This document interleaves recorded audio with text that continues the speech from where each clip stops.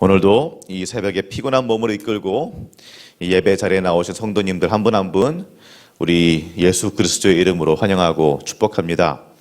오늘 말씀 가운데 하나님의 음성이 들려지기를 소망합니다. 사실 다들 아시겠지만 이 본문은 참 설교하기 힘든 그런 본문입니다. 많은 목사님들이 기피하시는 그런 본문들 중에 하나죠. 여기 계신 우리 남성 성도님들은 아멘 소리가 좀 크게 들렸던 것 같고요. 우리 여성 권사님들은 좀 작았던 것 같은데, 아내들아 자기 남편에게 순종하라. 어려운 본문입니다. 특히 이 시대에. 제가 지금 만약에 집에 가서 자고 있는 제 아내를 깨워서 순종해. 순종해. 내가 남편이고 가장인데 나한테 순종해야지. 빨리 밥 차려. 그러면은 아내가 어떻게 반응할까요? 네, 성도님들의 상상에 맡기겠습니다. 사실 오늘 이 말씀을 곧이곧대로 가져다가 그냥 베드로 사도가 이렇게 얘기했으니까 아내는 무조건 남편한테 순종해라. 남편은 아내를 귀히 여겨라. 이렇게만 해석을 하신다면은 그것은 사실 성경을 나아가서는 하나님의 마음, 하나님의 생각을 오해하는 것일 수도 있습니다. 하나님께서 우리에게 주신 이 성경이라는 책은 1000년의 시간 동안 굉장히 많은 사람들에 의해서 여러 시대의 사람들에 의해서 쓰여진 책이죠. 하나님이 많은 사람들한테 영감을 주시고 그들이 그 영감을 가지고 썼습니다. 마지막으로 쓰여진 요한계시록조차 2000년 전에 쓰여진 책입니다. 그렇기 때문에 우리가 아무런 해석 작업이 없이 그냥 곧이곧대로 문자 그대로만 읽으려고 하면은 제대로 이해를 하지 못할 수도 있습니다. 오해를 할 수도 있죠. 그래서 우리가 성경을 제대로 읽으려면은 적어도 3가지 작업이 선행되어야 합니다. 하나는 성령 하나님의 도우심을 구하는 것. 이것이 내가 읽을 수 없음을 정말로 인정하고 도우심을 구하는 것이고요. 두 번째는 그 본문 안에 역사 지리적 문맥을 살펴야 하고, 세 번째는 기본적인 앞뒤 문맥을 고려해야 합니다. 짧게 베드로전서의 역사 지리적 문맥을 살펴보면은요, 2000년 전 로마에서 쓰여졌죠. 전 세계에 퍼져 있는 그리스도인들, 특히나 이방인 그리스도인들을 위해 쓰여졌습니다. 그 당시 그리스도교는 굉장히 많은 박해를 당하고 있었습니다. 주변 사람들한테 정말 쓸데없는 그런 오해도 받았고요. 그리스도교인들 그 사람들 무신론자야 뭐 이런 이야기도 있었습니다. 왜요? 로마의 많은 신들을 믿지 않고 인간, 예수, 그들이 보기에는 한 분 하나님만, 그분만 믿었기 때문에. 또 하나 이런 것도 있었습니다. 그리스도인들 걔네들 식인한다던데. 식인. 왜요? 성찬식 때문에. 내 살과 내 피를 먹으라 그러셨잖아요. 그걸 가지고 식인한다라고 생각을 한 거죠. 그런데 한편으로는 그런 오해가 아니라 실질적으로 그리스도인들이 그 사회에 많은 분란을 일으킨 것도 맞습니다.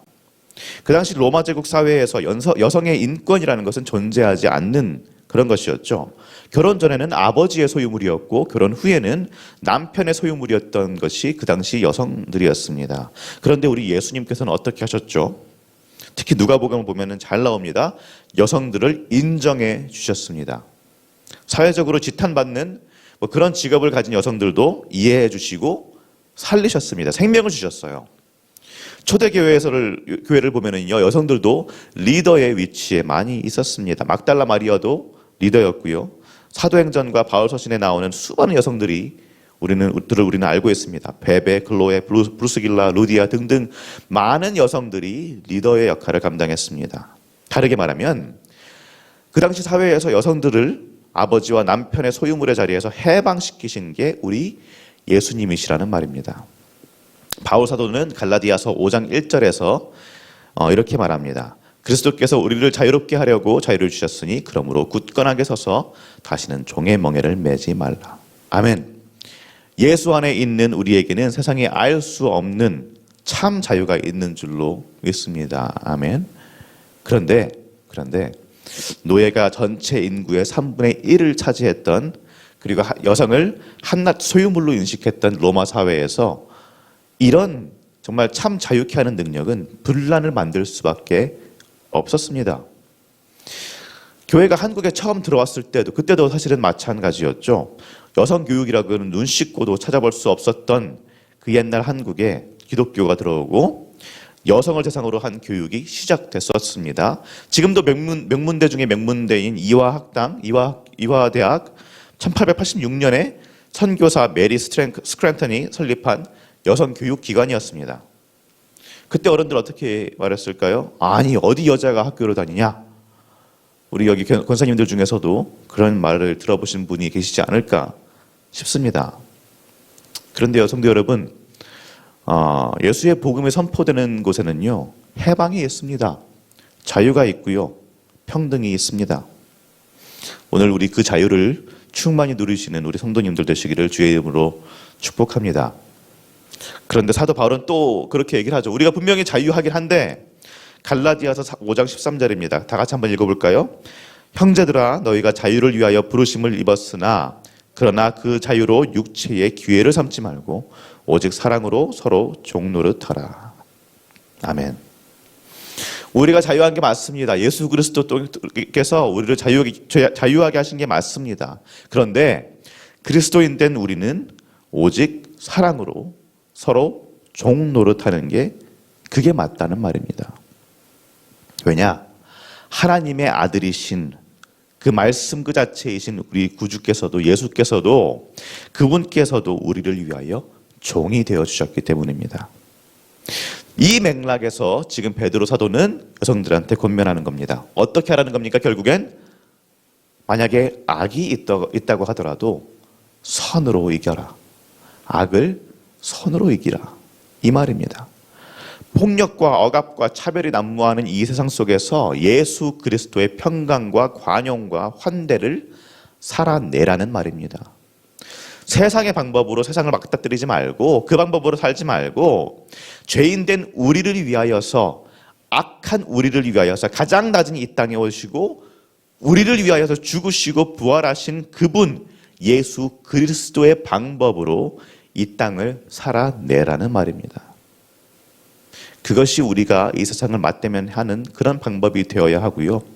그것이 우리가 마지막에 우리 주님 얼굴 뵐 때, 그래서 그분이 우리 눈에 눈물 닦아주실 때, 그때까지 이 땅을 살아가는 방법이 되어야 된다는 말입니다. 그렇게 하기 위해서 특히 우리 여성분들 어떻게 하라고요? 1절에 답이 다 나와 있죠. 남편에게 순종하라. 남편한테 순종하라. 이렇게 말을 합니다. 그것이 다른 어떤 이유가 있는 것이 아니고요. 뭐 남성이 더 우월하다. 뭐 이런 얘기가 절대 아니고요. 어떻게 하라고요? 왜요? 이 순종함을 통하여 남편이 구원받게 하려고. 그가 예수 그리스도의 사랑을 알게 하기 위해서. 이겁니다. 사실은 남편이 아니라 왼수 같을 때도 있죠. 이 왼수 할 수도 있습니다. 아내가 아니라 여편네처럼 느껴질 때도 있을 수 있고요. 정말로 가장 가까운 사람이지만 평생 맞대고 살다 보면은 이것저것 다툼이 있을 수 있고 이 인간이 내 편인지 정말로 남편인지 모를 때도 있을 것입니다. 그래도 어떻게 합니까? 같이 사는 남편이고 아내인데 우리와 함께 살려고 우리를 위하여서 원수된 우리를 위하여서 이 땅에 오신 예수 그리스도를 생각하고 기억하면서 섬겨주는 것입니다. 베드로전서 2장 21절 보면 이렇게 말합니다. 베드로 사도가 이를 위하여 너희가 부르심을 받았으니 그리스도도 너희를 위하여 고난을 받으사 너희에게 본을 끼쳐 그 자취를 따라오게 하려 하셨느니라. 아멘.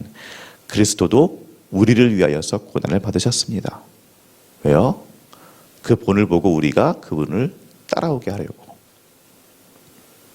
우리 성도님들 쉽지 않을 수 있습니다. 어려울 수 있지만 우리를 위해서 먼저 가시고 지금도 살아서 역사하시는 우리 예수 그리스도를 바라보면서 그렇게 남을 섬겨줄 수 있는, 특히 가장 가까이에 있는 남편과 아내, 가족들을 잘 섬길 수 있는 귀한 그리스도인 되시기를 주의 이름으로 축복합니다. 그렇게 할 수 있는 우리 성도님들 지금 오늘부터 집에 들어가신 순간부터 남편의 얼굴 보고 아내의 얼굴 보고 사랑한다 말해주시고 섬겨줄 수 있는, 원치 않을 수 있지만 힘들 수 있지만 그렇게 할 수 있는 우리 성도님들 한 분 한 분 되시기를 축복합니다. 다 같이 말씀을 생각하며 기도하도록 하겠습니다.